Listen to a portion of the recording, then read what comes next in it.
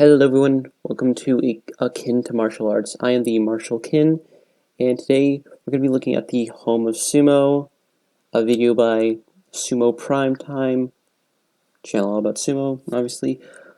This is essentially going to give us a sort of deep dive into what it's like in the world of sumo, behind the actual matches, like what sumo wrestlers do to prepare beforehand, what goes on just before the matches, how sumos mentally prepare, sort of the ritual side as well. I have seen a little bit of this before, just to make sure it's a nice video to start us off with, but I haven't seen the whole thing, so let's get right into Konnichiwa it. and welcome to Sumo Primetime, Japan Sumo Association's official YouTube channel. I'm Hiromuta. I wasn't aware the Japan's Sumo Association had an official channel, but if you're interested in learning more about sumo, definitely check out this channel. I'd highly recommend it. Seems very informative. Today I'm in Ryogoku, the district known as Sumo Town. In this place, wherever you go, you will run into many sumo-related objects. So cool. And right in front of the train station, I can see the Kokugikan, the home of sumo. 3 grand tournaments are held each year at the place, and that is exactly where we're taking you today, to the center of sumo universe, Kokugikan, to find out what the place is all. Yeah, obviously the captions here aren't the best. Can I do something about that? Yeah. About. They're fine. Sumo Primetime. Like a sumo deck mascot, that's cool. Kokugikan is situated on the east side of Tokyo. It's near one of the city's iconic landmarks, the Tokyo Sky Tree. Colorful banners welcome the spectators during I wonder if we Google translated it, we'd be able to see. It'd probably be butchered and terrible, but tournaments. Names of popular rikishi are written on them. oh, that's a layout.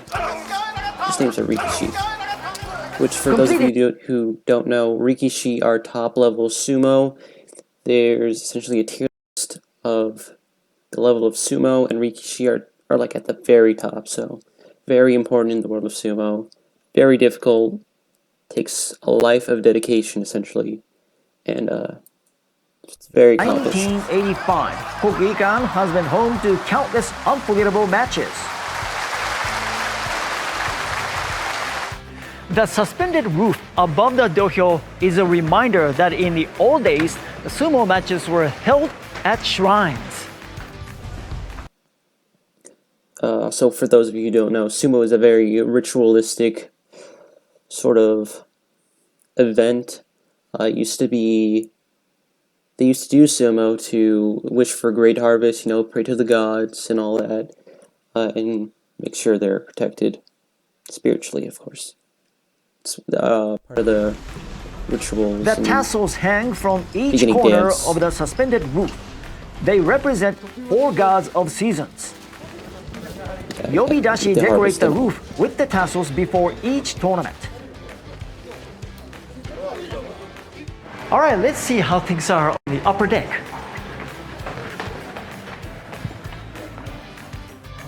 Total of 32 championship portraits hang from the rafters. Nice.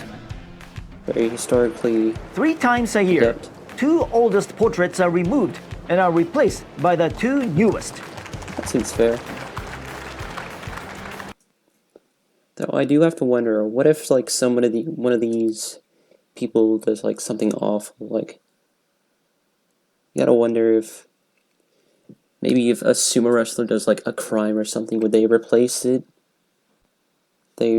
Prior towards replacing that one over another one, would they instantly take it down?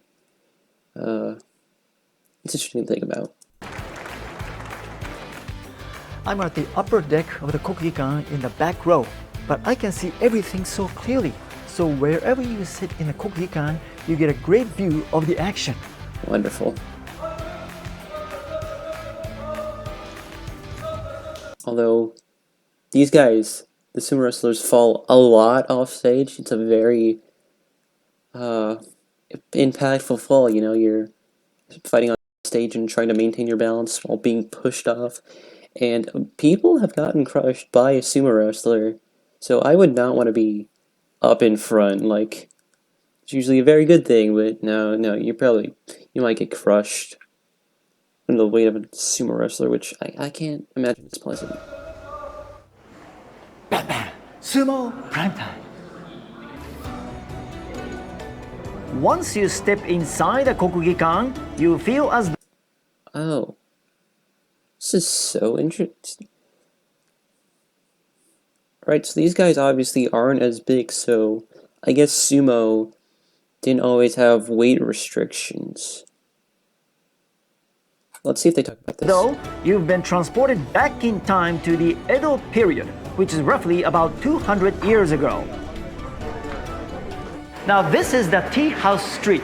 No, they didn't discuss it. So, usually you'd see like paintings in this style depicting sumo. They're still big, they're still very large people, but no, these are very, I'll say, toned people.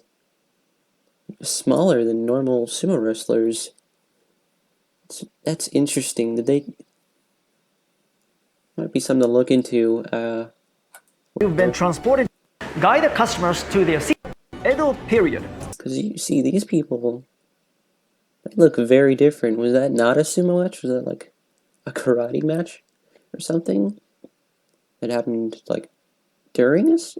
Like around the time? Before or after? That's Which is interesting. roughly House Street, where the ushers guide the customers to their seats and offer various services. The ushers, who wear distinctive baggy trouser outfits, assist the spectators in every way to make their Kokugikan visit cozy and memorable. Very important. Small prime time. This is gonna be so awkward. Just to be a normal venue person, just like trying to make ends meet. Then these guys from Sumo Prime Time, they just ask you to do this, and you're like, hey, sure, why not? This is That'd be good for Sumo business, though. Museum, located inside the Kokugikan. The place offers many intriguing exhibits throughout the year. Let's check it out.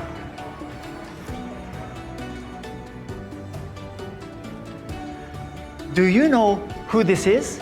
Yes, he is former Yokozuna Grand Champion Kakuryu. Farmer. That's interesting. This guy's dressed a lot like those ancient... Was that even an ancient depiction? Am I just very uncultured? Because this is more in line with what they were wearing, so maybe that's more of a modern depiction. I have seen certain sumo matches that were not very, I'll say, esoteric themed, more modern. They're on mats. They're wearing like you would normally see, like American wrestling. You would see what they were wearing, but they were still doing normal sumo rules. And they were like more skinny. They weren't as big as actual sumo wrestlers. It was like a normal wrestling match, American wrestling match, but under sumo rules, which this is fascinating. I'm learning so much today. Look at him I hope first you are too. when he came to Japan. He was so thin. But anyway, Kakuryu is being featured in the museum right now. So you can find many displays of Kakuryu related items throughout the museum. It's great. A calligraphy by Kakuryu from the early days of his pro career. So many priceless items. It is definitely a place you have to check out. If I ever go to Japan, maybe. Sumo Prime Time. Various souvenir items of popular rikishi can be purchased at the shops. I'd want these. I'd buy one of these. I'm not that ashamed. Wow! Look at this cool T-shirt. Wow! What do you think? Nihon That might be a Ozumo. little too big.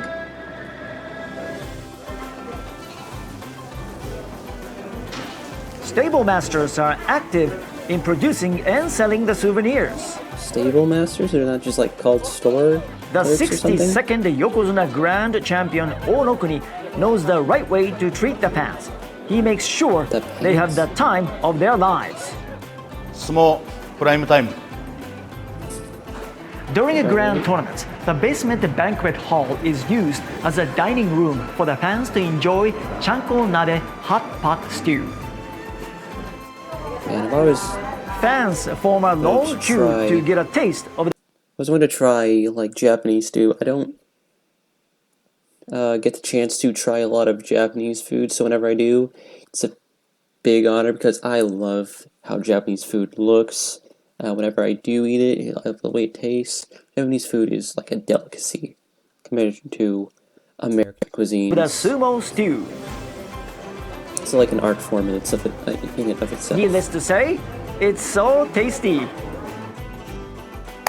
Sumo prime time. At last, but not least, how about taking you to a very special place which isn't normally shown to the public? Ooh, yes, please. Alright, I'm in front of What was that case? Does Sumo do band? That looks like a band case. Interesting. Alright, I'm in front of this big door, and inside is a restricted area usually, but I have a permission, special permission to go inside and check it out. So let's go inside and find out what this place is for. Ooh. Alright. Oh, yeah, I've seen this. Wow. I've seen a bit of this. Yes, this is the Shitaku Bear, the Rikishi's dressing room. There are two Shitaku Bear, one on the east side and the other on the west. Alright, here is the seating order in the Shitaku Bear dressing room. The lower the rank, you sit in front. The further in the back are the seats for the higher rankers. Of course, that means Yokozuna Grand Champion sits in the Epic. way back. I love whenever, like, Japanese depict something, they always have, like, this chibi art style with the nice outlines. Something I wanted to point out. I love this, like, simple art style. It's also very Right over there. characterized. I'm now sitting where the Yokozuna Grand Champion can normally sit. And, oh man, this is a special honor. I feel like you have to earn that honor, but okay, just let the random host of the show. What a- Guess he is the Sumo Primetime Japan Sumo National YouTube channel guy, but whatever, still. He didn't earn that. View. Rikishi used the Shitaku Bear to get themselves ready for their upcoming bout. I hear like sumo stretches, or at least the one where they like put their legs really high up. That's like a really good stretch for. So, if any of you are struggling with stretches, I don't know, maybe try the sumo stretches. I hear they're really good. The routine includes doing warm-up exercises and coming up with the strategy. And strategizing in sumo, it's got to be one of the most stressful things I could ever imagine doing. Like, sumo is a very short experience. You get into a sumo match, it is quick. It's like a one-round thing. The arena is so small, you have to get a good head start first, or it's unlikely that you're gonna be able to defeat your opponent. So you gotta strategize about what you're gonna do, how you gotta imagine what your opponent is strategizing. Gotta strategize around those strategies. Either that or you're just very reactionary and decide, I'm gonna do this when I get into the ring. Maybe that's something I can look into later. Maybe I can show you guys a video of how sumo strategize. That'd be interesting.